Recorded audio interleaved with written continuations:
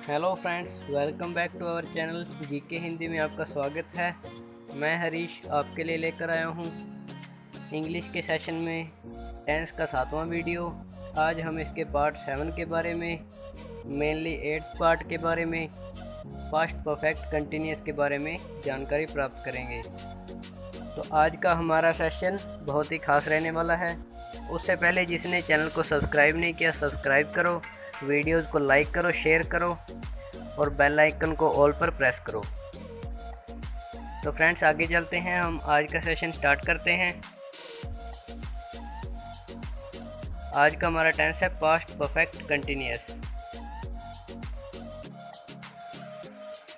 Past perfect continuous में mainly क्या होता है कि अगर कोई भी पास्ट का काम है, जैसे कि लास्ट या फिर अगो, वंस, ये सब वर्ड आए और उसके साथ ही उसे कंटिन्यू रखने का,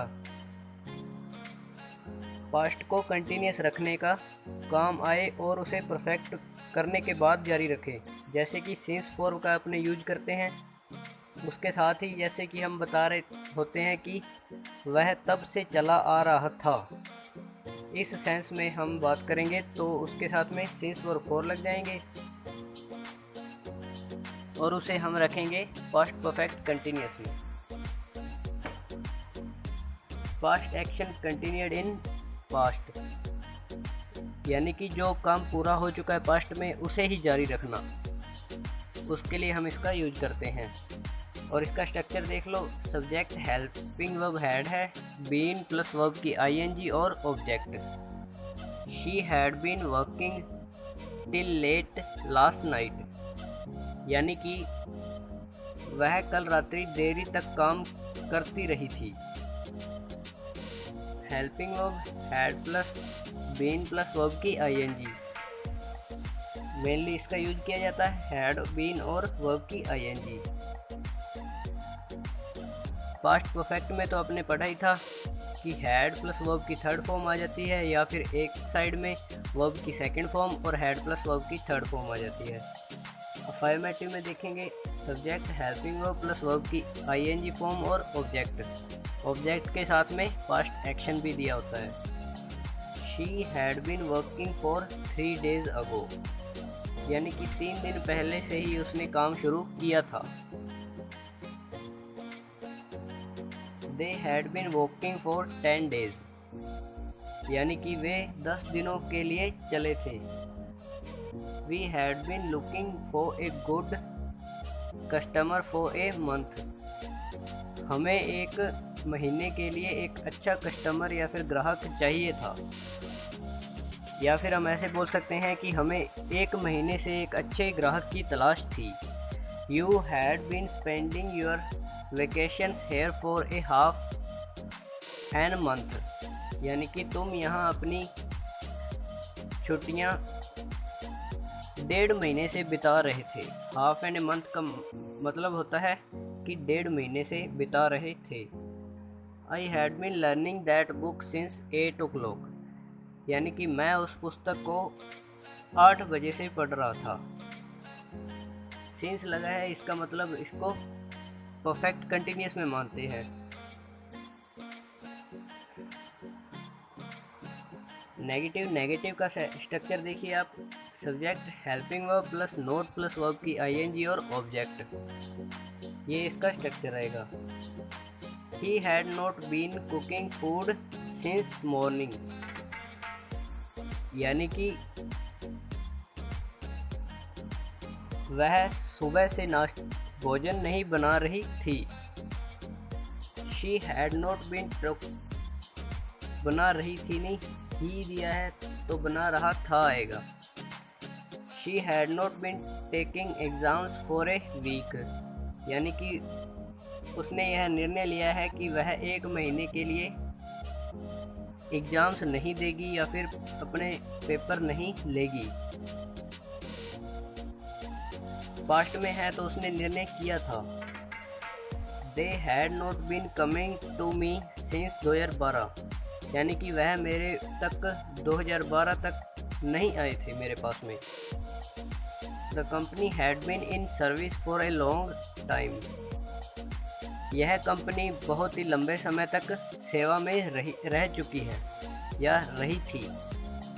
the Tata and steel authority serving us since 1974 independent years, यानी कि स्वतंत्रता के कुछ ही सालों में टाटा और स्टील कंपनी हमारी सेवा में मौजूद रही थी या फिर तब से सेवा में मौजूद रही है। पास्ट एक्शन है और इसके साथ में इसको हम भविष्य में जारी रखेंगे। तो इसके लिए सिंस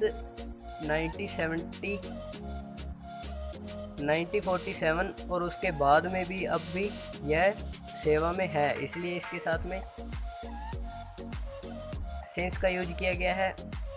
और यह हमारे अतीत में हमारी सेवा में थी और आज भी यह सेवा कर रही है, इसका ऐसे मतलब होगा।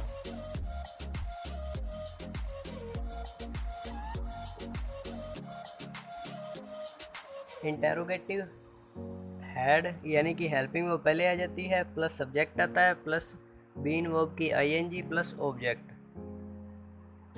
Had you been doing that work for a week, क्या तुम यह काम हफ्तों से कर रहे थे या फिर पिछले एक हफ्ते से कर रहे थे। Had you been listening to the last announcement, क्या तुमने पिछली ही अनाउंसमेंट सुनी थी या फिर प्रचार सुना था। Had we been talking to each other, क्या हम एक दूसरे से बात कर चुके हैं। Had they been enjoying their vacations last Sunday,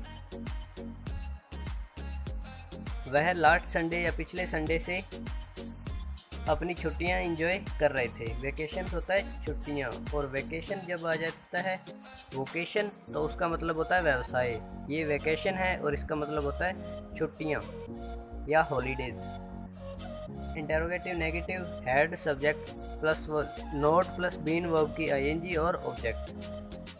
had you not been listening to the music since 6 evening, क्या तुम शाम 6 बजे से म्यूजिक को सुनते नहीं आ रहे थे। Had we not been facing the same problems since 1911 flag की स्पेलिंग गलत है, PLAGUE होता है, न कि PAL होता है, तो ये थोड़ी सी मिस्टेक है यहाँ पर, PLA आप कर लीजिए, LA। Had we not been facing the same problem since 1911 plague and pox, यानी कि हम पिछली जो 1911 से जो प्रॉब्लम्स या फिर महामारियां फैलती आ रही थी उसी जैसी प्रॉब्लम्स को अब भी झेलते आ रहे हैं, जैसे कि प्लेग और चिकन पॉक्स या फिर छोटी माता। Had they not been ready to go away,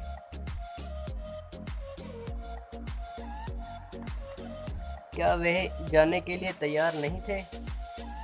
Had she not been qualifying the tournament last month, वह पिछले महीने में टूर्नामेंट को क्वालिफाई नहीं कर पा रही थी। तो थैंक यू फ्रेंड्स, आज का हमने टेंस कवर कर लिया है और इसके बाद में हम फ्यूचर टेंस की ओर चलेंगे। तो फ्रेंड्स, आज का वीडियो कैसा लगा लाइक करें, कमेंट करें और चैनल को सब्सक्राइब करें, वीडियो को शेयर भी करें। हमारा अगला टॉपिक रहने वाला है फ्यूचर टेंस और उसके बारे में हम कल डिस्कस करेंगे। Thank you friends.